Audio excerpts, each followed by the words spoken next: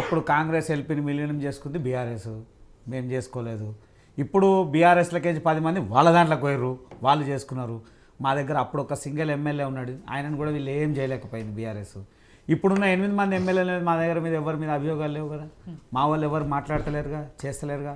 నైతిక హక్కు మీ పార్టీలకు లేదు, మీ దీంట్లోకి వస్తున్నారు తప్ప మేము అట్లా భారతీయ జనతా పార్టీ అట్లా కాదు.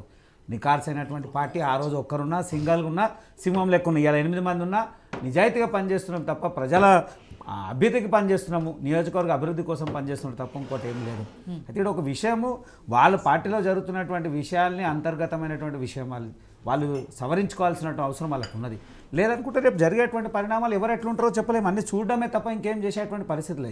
ఇలా సందర్భం ఏంది, 10 మందిలో రహస్యంగా భేటీ అనేది వాళ్ళ విషయం జరిగిందనేది అంశం. అరే మీరు చెప్పారు కాంగ్రెస్ పార్టీ వాళ్ళ క్లారిటీ, వాళ్ళది రహస్య భేటీ జరిగిందా, ఓపెన్ గా మాట్లాడుకుంటే ఏం మాట్లాడుకున్నారు.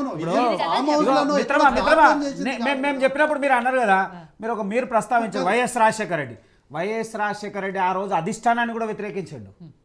ఆ అధిష్టానం యొక్క లిస్టును కూడా పక్కన పెట్టి ఆయన కాంగ్రెస్ ఇది నా మనుషులు అనేటువంటి ఆ ధిక్కార స్వరంతో ఈ రాష్ట్రంలో ఆయన పాదయాత్ర చేసిన రాష్ట్రం గతి భవిష్యత్తు మారాలనే ఆలోచనతో 2 సార్లకు అధికారం వచ్చిన ఆయన టచ్ చేసే మునగాడు లేకుండే. ఇది అట్లా కాదు కదా, ఇవాళ మీ పరిస్థితి అట్లా లేదుగా. అరే అంటే ఒక రకంగా గాంధీ గారు ఇది కూడా ఒక రకంగా అంతే. అసలు కాంగ్రెస్ పార్టీ లేదు, పూర్తిగా తెలంగాణలో భూస్థాపితం అయిపోయింది, అది ఇప్పటప్పట్లో లేవదు అని మాట్లాడిన కాంగ్రెస్ పార్టీని మొదట పిసిసి చీఫ్ అయిన తర్వాత కొంతవరకు ప్రజల్లోకి కాంగ్రెస్ పార్టీ కూడా ఉంది అని తీసుకెళ్ళగలిగారు. ఆ తర్వాత ఏకంగా అధికారానికే తీసుకురాగలిగారు.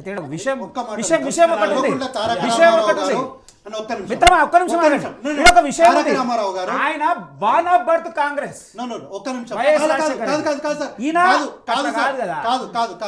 వారు వేరే దగ్గర నుంచి కాంగ్రెస్ పార్టీ వచ్చి కాంగ్రెస్ నుంచి కాంగ్రెస్ లోకి వచ్చారు.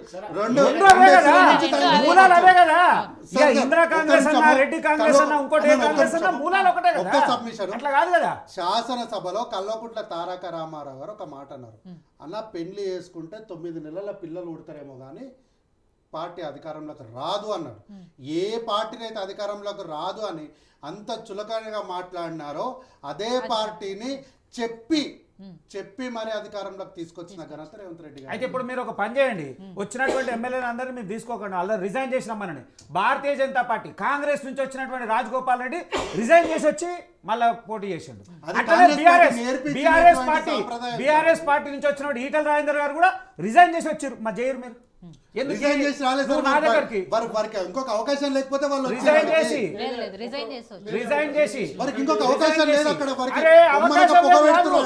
రాజీనామా చేసి బై ఎలక్షన్ జరిగినాయి 2 చోట్ల కూడా. భారతీయ జనతా పార్టీ నిజాయితీ అది, కాంగ్రెస్ లెక్క బీఆర్ఎస్ లెక్క కాదు. మీరు మా పార్టీ నుంచి ప్రస్తావించాలంటే అవసరమే లేదు. ఇలా జరుగుతుంది సంఘటన మీది, సమస్య మీది, మీ గురించి ప్రజలు మీ గురించి మాట్లాడుతున్నారు. మీరు 6 గ్యారెంటీలు ఇచ్చారు, అవి పూర్తి అమలు చేస్తలేకపోతున్నారు. ఇప్పటి వరకు 6 మంది మంత్రులే పెట్టలేకపోతున్నారు. మీ పూర్తి అసమర్థత పాలన కాంగ్రెస్ నడుస్తుంది. 6 మంది బీసీ కులగణన జరిగిన తర్వాత పూర్తి స్థాయి నివేదిక వచ్చింది. దానికోసం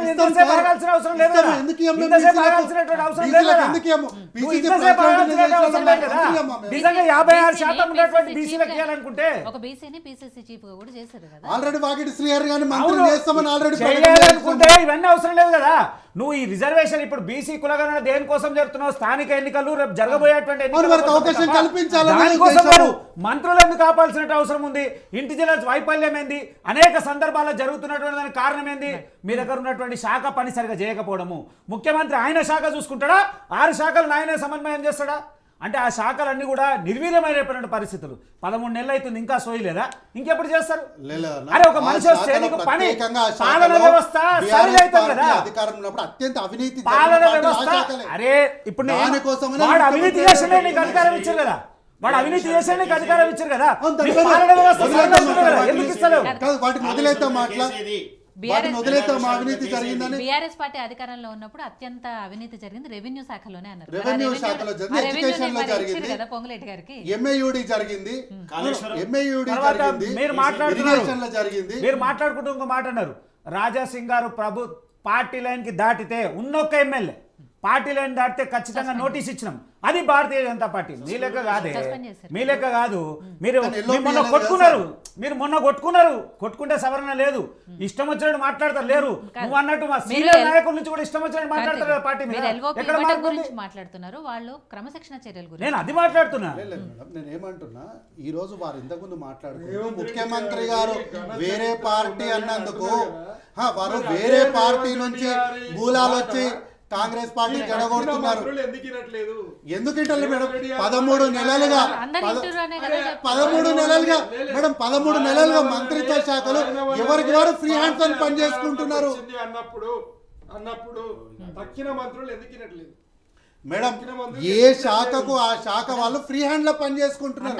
ఎవరి దగ్గర ఇదేం లేదు అని మాట్లాడిన కోమటిరెడ్డి వెంకటరెడ్డి గారే ఇవాళ మా ముఖ్యమంత్రి రేవంత్ రెడ్డి గారు ఆయన ఆధ్వర్యంలోనే మేము అందరం పనిచేస్తామని ఆయన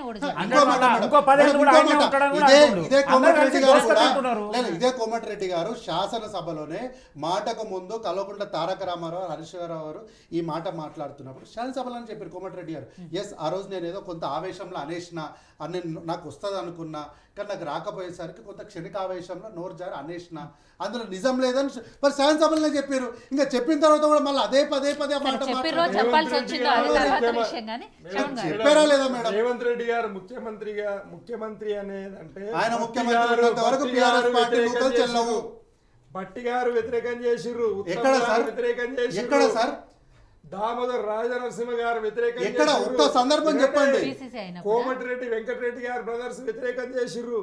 పొంగులేటి శ్రీనివాసరెడ్డి గారు మాత్రం వెనకాల నుండి ఖచ్చితంగా నాకే కావాలి ముఖ్యమంత్రి అని పోరాటం చేసిండు. ఇవన్నీ ఉన్నాయి ఇది లేదు మేడం, ఇవన్నీ ఊహాజనితంగా మాట్లాడటమే తప్ప ఎక్కడ కూడా ఆధారాలు లేవు. ఇట్లా టీపీసీసీ అధ్యక్షుడు ఎట్లయితే ఉన్నాడో కోమటిరెడ్డి గారు అన్న మాటనే నేను అంటున్నా. టీపీసీసీ అధ్యక్షుడు ఎట్లయితే ఉన్నాడో ముఖ్యమంత్రి పదవి అదే మేడం. ఇప్పుడు శాసనసభలో వాళ్ళు చెప్పారు నేను క్షణికావేశంలో అయిపోయింది, ముఖ్యమంత్రి మారుతారు అంతే. ఇంకో ముఖ్యమంత్రి మారకపోతే కల్వకుంట్ల చంద్రశేఖరరావు రాజీనామా చేస్తారు రాజకీయాలకు వెళ్ళి. పూర్తిగా పుట్టి ఆరోపణలు ఎందుకు చేస్తారు? ముఖ్యమంత్రి గారిపైన ఆరోపణలు ఎందుకు చేస్తారు? 5 సంవత్సరాలు ముఖ్యమంత్రిగా రేవంత్ రెడ్డి గారు ఉంటారు. ఇప్పుడు ఈ రాష్ట్రానికి విద్యాశాఖ మంత్రి లేడు, లేడు, వైద్యం మన ఈ హాస్టల్స్ అన్ని కూడా ఇప్పటికి కంటిన్యూగా ఫుడ్ పాయిజన్ అవుతుంది. ఎందుకు సార్? దానిపైన పూర్తి స్థాయి నివేదిక చేసి దానిపైన ఇన్వెస్టిగేషన్ చేసి మొత్తం దానిపై ప్రచారం దానిపై ప్రచారం చేసిన మేడం, ప్రచారం చేసిన పూర్తిగా. సర్దులు తెచ్చుకొని తిట్టడం వాంతింగ్లు అయినట్టున్నారు. లేదు దానిపైన పూర్తిగా ప్రక్షాళన చేసిన సందర్భం మేడం. అయినా కూడా ఇంకా జరుగుతున్నాం. నిన్న కాక మొన్న జరిగింది. వాటి మీద శ్రద్ధ పెట్టి ఈయన రాజీనామా వాటి రాజీనామాలు మాకు అక్కర్లేదు. తెలంగాణ సమాజానికి సంక్షేమం కావాలి. శ్రవణ్ గారు, సరే పార్టీల పరంగా వాళ్ళు ఎన్ని మాట్లాడుకున్నా అంటే ఈ మీటింగ్ గురించి వాళ్ళే మాట్లాడుకున్నారు. వాళ్ళ దాంట్లో లోకలు ఉన్నాయని ప్రతిపక్షాలు మాట్లాడినప్పటికీ, లేదు మేమంతా బాగానే ఉన్నామని అధికార పార్టీ వాళ్ళు మాట్లాడినప్పటికీ, యాజ్ ఎ అనలిస్ట్ మీకు ఈ 3-4 రోజుల నుంచి జరుగుతున్న చర్చలు కానివ్వండి, లేకపోతే పరిస్థితులు కానీ చూస్తే ఏం అర్థమవుతుంది? నిజంగా వాళ్ళు క్యాజువల్ డిన్నరా, లేకపోతే దీంట్లో ఒక మంత్రి మీద వాళ్ళు మాట్లాడుకున్న చర్చ నడుస్తోందా? ఎందుకంటే క్యాజువల్ డిన్నరే అయితే అనిరుద్ధ రెడ్డి గారు దీని గురించి రేవంత్ రెడ్డి గారితోనో దీపదాస్ మున్షితోనో మాట్లాడతాము అనే ఒక స్టేట్మెంట్ ఇవ్వరు. కాబట్టి ఇందులో ఏదో జరుగుతుంది అనేది. సో మీ అనాలిసిస్ ప్రకారం మీకేమనిపిస్తుంది? ఖచ్చితంగా ఇది నేను పోల్చకూడదో కానీ ఒక భార్య మీద ఆరోపణలు వస్తున్నప్పుడు ఒక భర్త సమర్థించుకుంటున్నాం, అలాంటిది కాదు, మేము ఏదో మీరు చూసి అపార్థం. ఆ టైంలో ఇప్పుడు జరుగుతున్న మీటింగ్ను వీళ్ళు కాంగ్రెస్ వాళ్ళు సమర్థించుకుంటున్నారు. కానీ వాస్తవాలు ఏదైతే వాస్తవం కాదనుకోవాలంటే మీరు అన్నట్టు నేను మొదటి నుంచి చెప్తుంది, దీపా మున్షి గారితో ఎందుకు మాట్లాడుతూ అంటాడు, దానికి ఒక కారణం ఉంది, నేను సాక్ష్యాధారంతో చెప్తా అన్నప్పుడు ఆ సాక్ష్యాధారాలు ప్రజా దర్బారుని మీరు కంచెలు తీసేసినటువంటి మీరు మరి ఎమ్మెల్యేలకు ఎందుకు ఆత్మీయత పంచట్లేదు? ఎటు పోయింది? ఇంతవరకు ముఖ్యమంత్రి ఆడ కూర్చోవాలి, ఒక్కసారి కూర్చున్నాడు, ఇంతవరకు రాలే. ఆయన 4 గంటలు అక్కడ దాని గురించి చెప్పాలంటే ప్రత్యేక చర్చ